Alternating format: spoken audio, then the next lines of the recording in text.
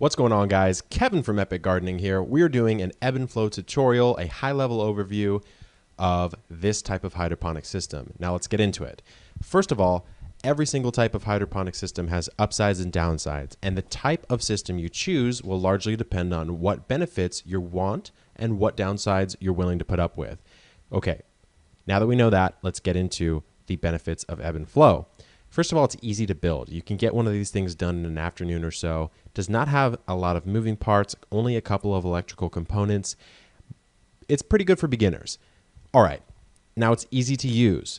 It's pretty much a plug and play / set it and forget it system, provided you know how to mitigate some of the downsides of this type of hydroponic system, which we will get into. Finally, it is an efficient system. It does not use a lot of water or nutrients or electricity, especially if you're going it outdoors and not indoors, which I would recommend. It can be very enjoyable to have an outdoor ebb and flow system because they also look pretty cool. Okay, like many systems, it also has downsides. Let's get into those. First of all, it's high risk. There can be a lot of different things that can fail in the system, which can cause your plants to not get water or nutrients for too long, and then it will kill the entire crop. So you'll have no harvest. Pretty easy to prevent that, so don't get too scared, but that is a risk of the system. You can have nutrient toxicity or deficiency effects due to the salt buildup that can happen just due to the way that the system works. And this is sort of one that happens with many different systems, but it can have an unstable pH, and there's a couple ways to mitigate that as well. All right, let's get into what we will need to build this thing. Now, I put all the links to some of the more specific recommendations I have in the video description, but for now, let's go over the high-level items we'll need. Of course, we'll need some growing media. I personally like to use grow stone to fill up the grow bed, and then I like to use something like a rapid rooter starter cube or rock wool to put my plants in. Of course, we'll need a growing reservoir or a nutrient reservoir. You can get those mostly from Home Depot. A lot of people like to use buckets or totes. I personally like to use the big totes. Electronics wise, we'll need a water pump and digital timer. Timer will control the water pump, and the pump will pump up the water into the grow bed to feed our plants. We'll need some sort of plastic tubing for the water pump to get the water up into the grow bed, as well as for the water to come back down. I like to use PVC with some specialized PVC parts for that. And then, of course, we'll need a grow bed and nutrients. Now, you can buy grow beds commercially, but you can also build them out of almost anything. You can be creative there, and I'll provide some links in the video description to some cool designs as well. All right, let's go ahead and get into how to build this thing. So the first thing you're going to need is your reservoir. Again, I've talked about it. It's just a simple tote, so we don't need to really cover too much there.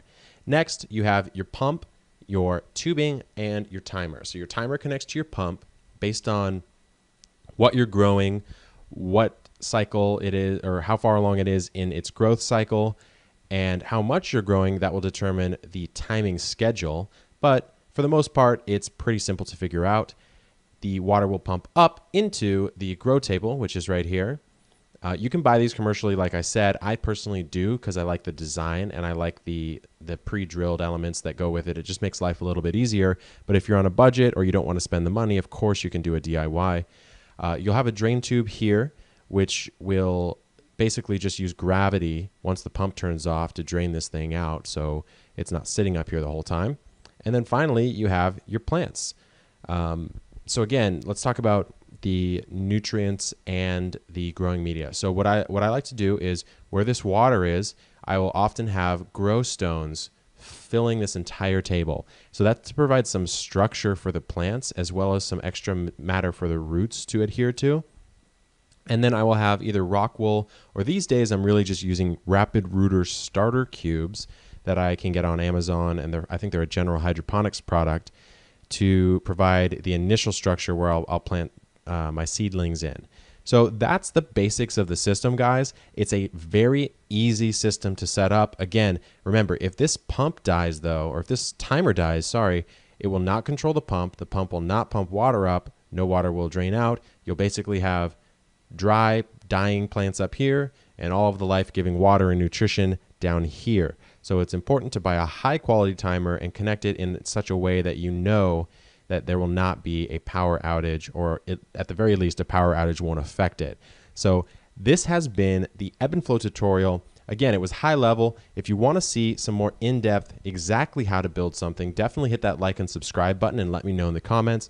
Let me know what videos you want to see in the future. Any questions you have, I literally respond to every single comment. So definitely let me know.